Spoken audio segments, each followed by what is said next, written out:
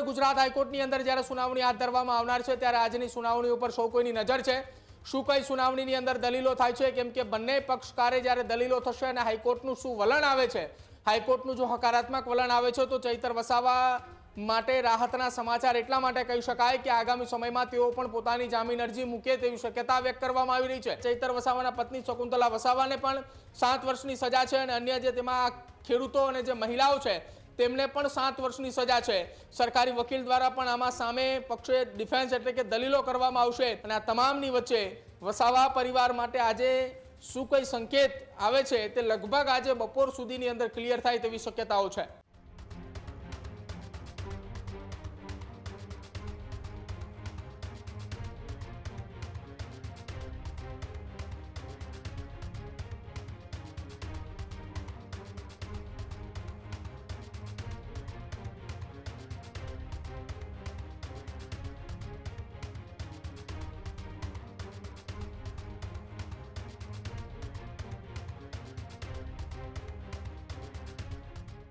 આદિવાસી વિસ્તારના સૌથી મોટા સમાચાર એવા ચૈતર વસાવા કેસને લઈ ફરી એક વખત મોટા સમાચાર સામે આવી રહ્યા છે।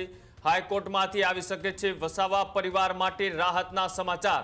આજે ગુજરાત હાઈકોર્ટમાં હાથ ધરાશે સુનાવણી। શકુંતલા વસાવા અને અન્ય ખેડૂતોની જામીન અરજી અંગે આજે કોર્ટમાં થશે સુનાવણી। શકુંતલા વસાવાની સુનાવણી બાદ ચૈતર વસાવાના ભવિષ્ય અંગે પણ થશે ચર્ચા।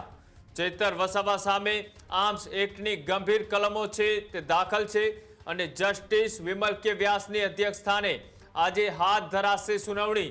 એટલે કે આજે ચોથી વખત આ કેસને લઈ જામીન અરજી ઉપર ગુજરાત હાઈકોર્ટની અંદર સુનાવણી થવા જઈ રહી છે અને આજની સુનાવણી એ ખાસ અને મહત્વપૂર્ણ એટલા માટે માનવામાં આવી રહી છે કે ચૈતર વસાવા સિવાયના જે પણ લોકો છે તેના જામીન અરજી ઉપર આજે સામસામે દલીલો થવાની છે અને સાથે જસ્ટિસ વિમલ કે વ્યાસ કે જેમના દ્વારા આની અંદર એ તમામનો રોલ શું છે તેનો પણ એક રિપોર્ટ છે તે માંગવામાં આવ્યો હતો અને ત્યારબાદ આજની સુનાવણીમાં જે તમામ જે ખેડૂતો છે તેને જામીન મળે છે કે પછી કેમ તેના આધાર ઉપર ચૈતર વસાવાનું આગળનું ભવિષ્ય છે તે નક્કી થવાનું છે। કેમ કે જો ખેડૂતોના જામીન મંજૂર થઈ જાય છે તો આગામી દિવસોમાં ચૈતર વસાવા પણ તેમની જામીન અરજી છે તે મૂકી શકે છે અને આજના જો કેસની સુનાવણીની અંદર જો ખેડૂતોને જામીન નથી મળતા તો આગામી દિવસોની અંદર કઈ રીતના તેમની લીગલ ટીમ લડે છે તેના ઉપર પણ સૌ કોઈની નજર છે। પ્રદીપ જોડાયેલા છે। પ્રદીપ, જે રીતના આજે ચોથી વખત એ જામીન અરજી ઉપર સુનાવણી થવા જઈ રહી છે અને આજની સુનાવણીમાં કેટલાક લોકો એવું માની રહ્યા છે કે ખેડૂતોમાંના અમુક ખેડૂતોનો રોલ નક્કી કરીને તેમને જામીન છે તે મંજૂર કરી દેવામાં આવશે। બિલકુલ કૃણાલ, ગુજરાત હાઈકોર્ટની અંદર ચૈતર વસાવાના કેસના સંબંધિત તેમના પત્ની શકુંતલા વસાવા સહિત અનેક જે ખેડૂતો છે એમની જામીન અરજી મૂકવામાં આવી હતી। એ જામીન અરજી અંતર્ગત આજે મહત્વપૂર્ણ ફેસલો આવે તેવી શક્યતાઓ છે કેમ કે અત્યાર સુધી જે સુનાવણીઓ હાથ ધરવામાં આવી એ સુનાવણીઓમાં આ સહ આરોપી તરીકે જે ખેડૂતો અને તેમના પત્ની શકુંતલા વસાવા જે દર્શાવવામાં આવ્યા હતા કે જેમને પણ 7 વર્ષની સજા હતી, એમનો શું રોલ હતો આ કેસની અંદર, શું ભૂમિકા હતી, કેમ કે વર્ષ 2023ની અંદર ઘટના બની હતી કે જ્યાં વનકર્મી પર હુમલાનો કેસ હતો। ધારાસભ્ય ચૈતર વસાવા ઉપર તો કથિત રીતે ફાયરિંગના આરોપો લાગેલા જ છે અને તેમની સામે આર્મ્સ એક્ટની કલમો પણ લાગેલી છે અને એ જ આર્મ્સ એક્ટની કલમોના અંતર્ગત જ નર્મદા સેશન્સ કોર્ટ દ્વારા એક ગંભીરતાને ધ્યાને રાખીને તેમને 7 વર્ષની સજા સંભળાવવામાં આવી છે। ભલે તેઓ ચૂંટાયેલા પ્રતિનિધિ છે, પરંતુ બીજી તરફ હવે ગુજરાત હાઈકોર્ટની અંદર જ્યારે સુનાવણી હાથ ધરવામાં આવનાર છે ત્યારે આજની સુનાવણી ઉપર સૌ કોઈની નજર છે। શું કઈ સુનાવણીની અંદર દલીલો થાય છે, કેમ કે બંને પક્ષકારે જ્યારે દલીલો થશે અને હાઈકોર્ટનું શું વલણ આવે છે, હાઈકોર્ટનું જો હકારાત્મક વલણ આવે છે તો ચૈતર વસાવા માટે રાહતના સમાચાર એટલા માટે કહી શકાય કે આગામી સમયમાં તેઓ પણ પોતાની જામીન અરજી મૂકે તેવી શક્યતા વ્યક્ત કરવામાં આવી રહી છે। જો ગુજરાત હાઈકોર્ટ તરફથી કોઈ પણ પ્રકારનું હકારાત્મક વલણ નથી જોવા મળતું અથવા તો કડક શબ્દોની અંદર આ જામીન અરજી રદ કરવામાં આવે છે તો કદાચિત આવનારા સમયમાં ચૈતર વસાવાની જામીન અરજી મૂકવાની પ્રક્રિયા હજી થોડી લંબાવવામાં આવે તેવી શક્યતાઓ વ્યક્ત કરવામાં આવી રહી છે।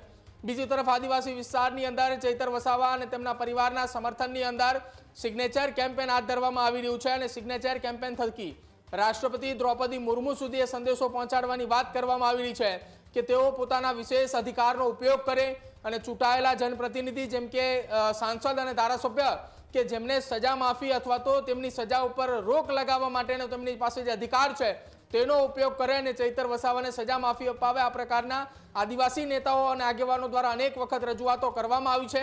ત્યારે વધુ એક વખત સિગ્નેચર કેમ્પેન મારફતે આ પ્રકારની એક રજૂઆત કરવામાં આવશે.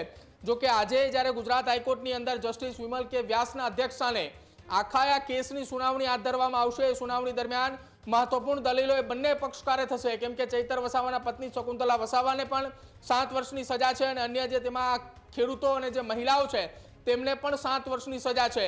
સરકારી વકીલ દ્વારા પણ આમાં સામે પક્ષે ડિફેન્સ એટલે કે દલીલો કરવામાં આવશે, કેમ કે ભૂતકાળની અંદર જ્યારે આ ઘટનાઓ બની તે દરમિયાન તમામ લોકોએ ફરાર હતા, ત્યારબાદ અચાનક જે તેઓ પોલીસ સમક્ષ હાજર થાય છે.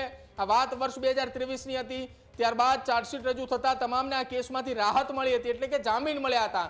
હવે જ્યારે સજા સંભળાવવામાં આવી છે ત્યારે ચૈતર વસાવા માટે સૌથી મોટો એ આજનો દિવસ કહી શકાય કે આજે ગુજરાત હાઈકોર્ટ તરફથી શું વલણ આવે છે, હકારાત્મક કે નકારાત્મક જો કડક વલણ દાખલ કરવામાં આવે છે હાઈકોર્ટ તરફથી તો કદાચિત ચૈતર વસાવાની જામીન અરજીની અંદર જે મુદ્દાઓ ટાંકવામાં આવશે ક્યાંક એ મુદ્દાઓની અંદર ફેરફાર પણ કરવામાં આવે તેવી શક્યતાઓ છે. અને આ તમામની વચ્ચે વસાવા પરિવાર માટે આજે શું કઈ સંકેત આવે છે તે લગભગ આજે બપોર સુધીની અંદર ક્લિયર થાય તેવી શક્યતાઓ છે. જી બિલકુલ, આભાર જોડાવા બદલ. તો આજે ફરી એક વખત હાઈકોર્ટની અંદર ચૈતર વસાવા સહિત તમામ લોકો જે જેલમાં બંધ છે તેમાંના ખેડૂતો જામીન અરજી કરી છે તેની ઉપર સુનાવણી છે. આજની સુનાવણી એટલા માટે ખાસ માનવામાં આવી રહી છે કે આ સુનાવણી ઉપર ચૈતર વસાવાનું રાજકીય ભવિષ્ય પણ નક્કી થવાનું છે, કેમ કે તે આ જે સુનાવણીમાં જામીન મળ્યા બાદ ચૈતર વસાવાએ પોતાના જામીન મૂકવાના છે. એ જામીનમાં કોર્ટ દ્વારા કેવા પ્રકારનું વલણ અપનાવવામાં આવે, શું ચુકાદો આપવામાં આવે છે તેના ઉપર પણ નજર છે. પણ તે પહેલા આજે જે મહત્વપૂર્ણ સુનાવણી છે તેમાં કોર્ટ દ્વારા શું ચુકાદો છે તે આપવામાં આવે છે તે પણ જોવાનું રહેશે. ખેડૂત ભાઈઓ છે ખેતરમાં ડ્રોન ઉડાવતા હોય છે ત્યારે આપણે એક પ્રશ્ન સતાવતો હોય છે કે જે આપણે અત્યાર સુધી જીપીએસ ટેકનોલોજી વાળા ડ્રોન વાપર્યા છે, જેથી કરીને મોબાઈલ ટાવર છે અથવા તો હાઈ ટેન્શન લાઈન પસાર થતી હોય, કોઈ વૃક્ષો હોય, ત્યારે જે જીપીએસ ટેકનોલોજી વાળા ડ્રોન છે એમાં ટકરાય અને ટ્રેસ થાય છે. પણ એગ્રીવન લાવ્યું છે જીએનએસએસ ટેકનોલોજી ડ્રોન, જેથી કરીને એ ડ્રોન છે એ કોઈ જગ્યાએ ટકરાય નહીં, પોતાની રીતે જ ડિસિઝન લે છે અને મૂવ થઈ જાય છે, જેથી કરીને જીએનએસએસ ટેકનોલોજી ડ્રોન છે એ વાપરવાનો આગ્રહ રાખો. અત્યારે જ ન્યૂઝરૂમ ગુજરાતની યુટ્યુબ ચેનલને સબસ્ક્રાઇબ કરો અને ઇન્સ્ટાગ્રામ અને ફેસબુક પર ફોલો કરો. અપડેટ રહો, સત્યની સાથે રહો.